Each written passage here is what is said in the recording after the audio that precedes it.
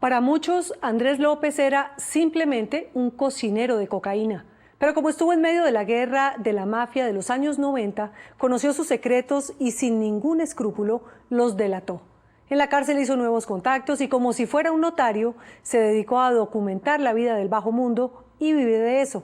María Alejandra Cardona estuvo con el que para algunos es el sapo mayor y revela que el coronel de la policía, Danilo González, era efectivamente el hombre de confianza de los carteles de Cali, del norte del Valle, de Carlos Castaño y de los Esmeralderos. Casi nada. Creo que si había un bandido en Colombia que conociera el intrínculis que se mueve allá en el fondo de todo esto de nuestro país, creo que ese era Danilo González.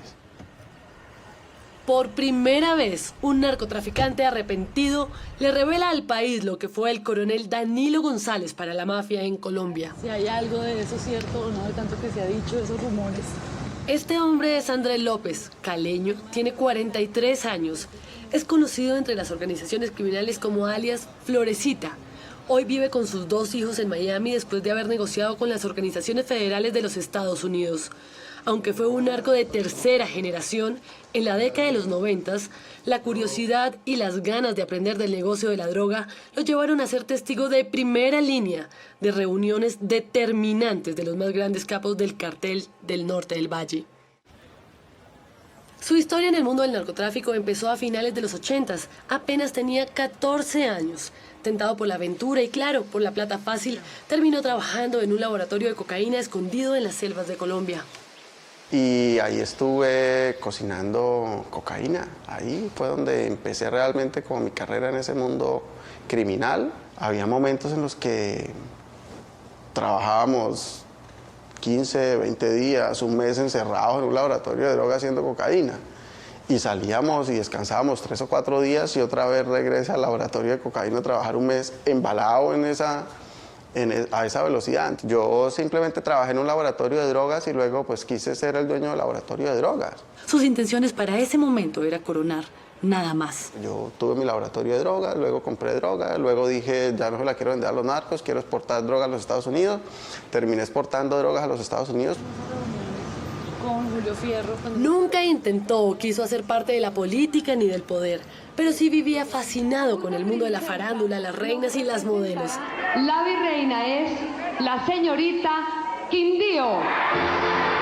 Se casó con María del Socorro Patiño, representante del Quindío en 1996 y virreina nacional de Colombia. Andrés López hacía parte de un pequeño grupo de mafiosos entre los que se encontraban Carlos Ramón Zapata alias El Médico y Juan Carlos Ramírez Abadía alias Chupeta. Habían ido ganando poder y rutas bajo la mano protectora de los hermanos Henao, de Iván Urdinola, de Víctor Patiño Fomeque y hasta de los hermanos Rodríguez Orejuela.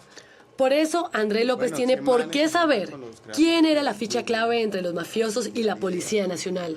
Ustedes hicieron parte de reuniones importantes, fueron testigos de momentos decisivos en la historia del país. ¿Conoció usted a Danilo González? Yo en el caso particular mío conocí a Danilo González, yo ni me acuerdo cuándo.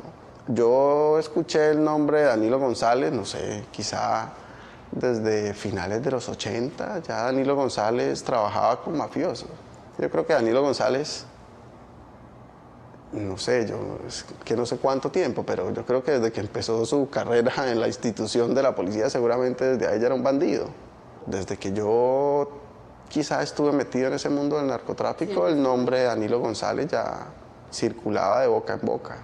Danilo González era uno de los mejores hombres de la policía a principios de los 90. En ese entonces era mayor. Junto con Hugo Aguilar, Óscar Naranjo y Mauricio Santoyo, el gobierno del presidente César Gaviria les encarga con el bloque de búsqueda la misión de acabar con el cartel de Medellín y su máximo jefe, Pablo Escobar Gaviria. Un saludo muy especial para todos los deportistas. Una tarea que parecía imposible. Tal vez por eso, este grupo de policías se pone en la tarea de aliarse con los grandes enemigos de Escobar. Yo la primera vez que pude haber oído el nombre de Danilo González fue en la época en la que Pablo Escobar estaba en todo su apogeo. Muerto Escobar en el 93, Danilo González aprovecha las relaciones que había hecho con los Pepes y con los carteles de Cali hasta terminar entablando relaciones personales con ellos. ¿De quién era amigo Danilo González? Lo escuché en boca de los Rodríguez Orejuela y andando con los Rodríguez Orejuela. Luego de Orlando Henao y andando con Orlando Henao, que era como el gran jefe de ese cartel del norte del Valle. Luego con las autodefensas de Carlos Castaño, luego con los esmeralderos, con todo el mundo, terminó Danilo González. Fue un hombre que recorrió el mundo criminal de norte a sur, mientras llevaba el uniforme de la Policía Nacional. Pero ¿cómo era la colaboración de Danilo González con el cartel? Yo mandé muchísimas veces droga desde Colombia a los Estados Unidos en complicidad con Danilo González. O sea, yo entraba droga a un aeropuerto y yo le decía a Danilo González que necesitaba que quitaran la guardia de la policía que estaba a la entrada y simplemente la levantaban y no estaba, y yo entraba como Pedro por su casa.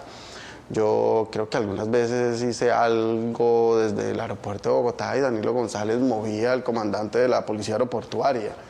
Iba a hacer uno a mover droga de Cali a Buenaventura y Danilo González hacía levantar los 80.000 retenes que habían de la policía de carreteras. O sea, creo que Danilo González hacía todo, pero no era Danilo González.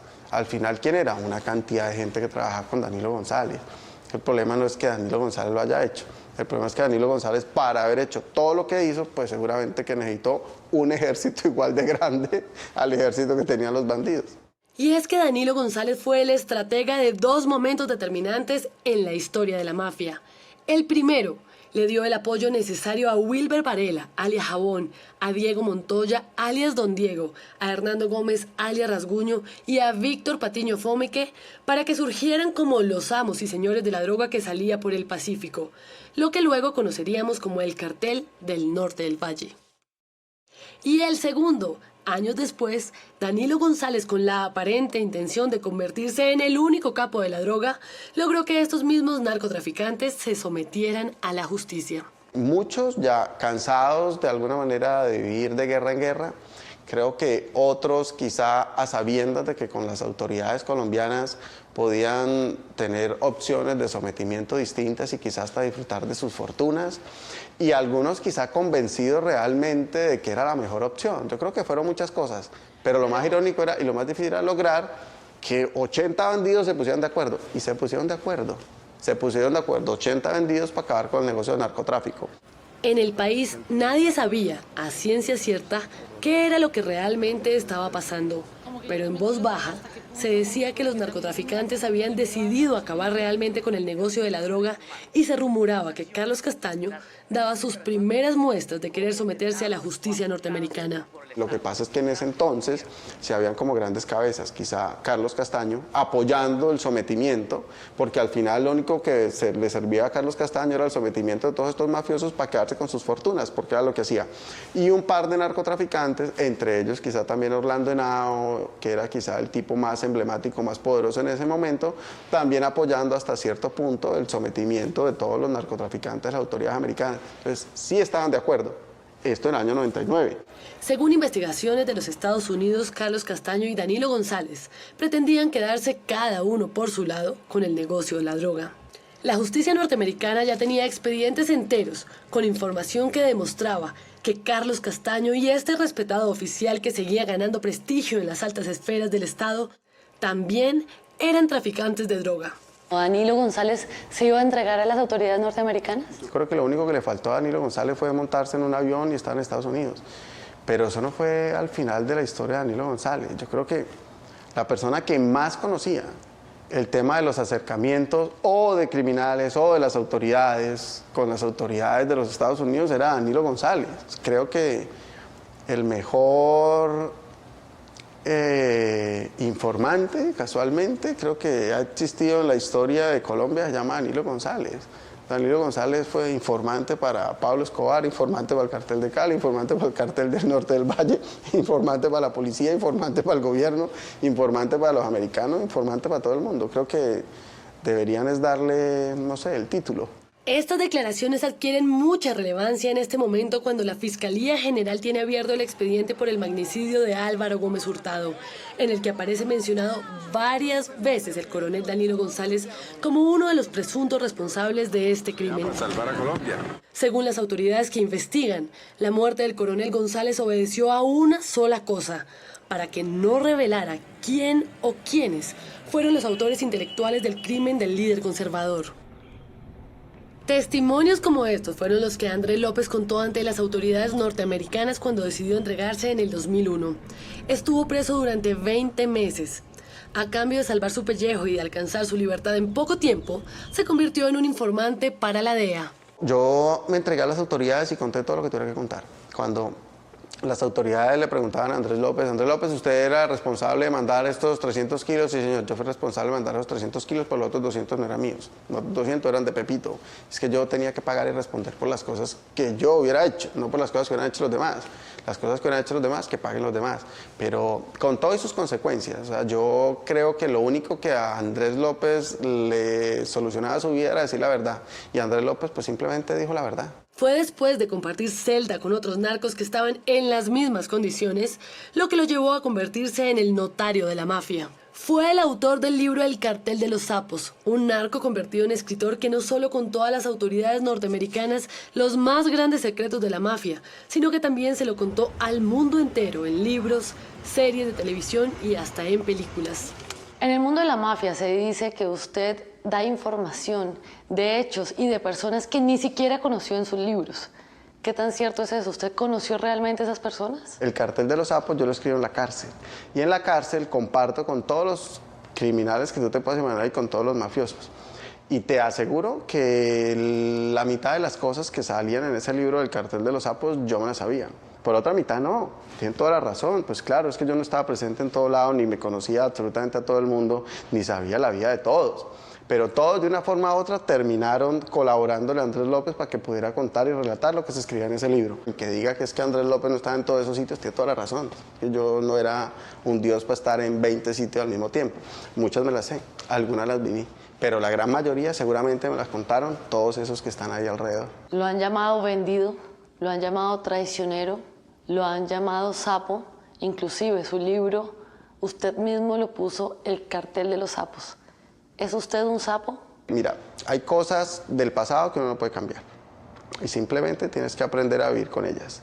Yo no ando pensando cómo la gente me tilde. O sea, yo no pienso si lo que yo hago le gusta o no le gusta a Pepito.